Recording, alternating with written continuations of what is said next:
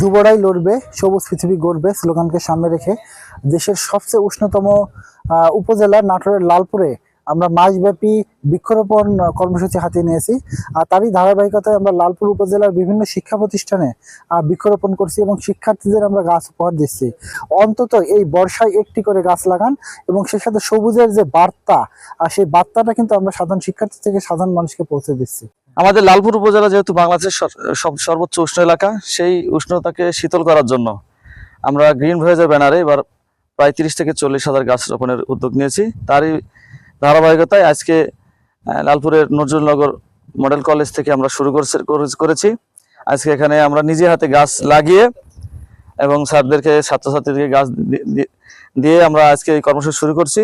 একটি গাছ 1000 জীবনের নিরাপত্তা। প্রত্যেক শিক্ষার্থী যদি একটি গাছ লাগায়, পরিচর্যা করে, তাহলে আমরা পাবো সবুজ সুন্দর একটি বাংলাদেশ। বিভিন্ন শিক্ষা প্রতিষ্ঠানে গাছ লাগানোর যে উদ্যোগ চলছে, সে বিষয়টাকে আমরা সাধুবাদ জানাই বা উৎসাহ জানাই। এখন গাছ লাগানোর উপযুক্ত একটা মৌসুম।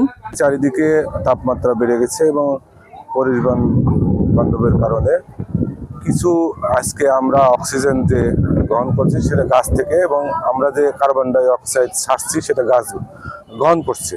সেই দৃষ্টিকোণ থেকে এই গাছ পেয়ে আমরা স্কুলের পক্ষ থেকে ধন্যবাদ জানাই। সংগঠন গ্রিন ভয়েস বিভিন্ন শিক্ষা প্রতিষ্ঠানে বর্ষার মৌসুম, এখন এই মৌসুমে বৃক্ষরোপণ করছে, তাদেরকে আমরা সাধুবাদ জানাই।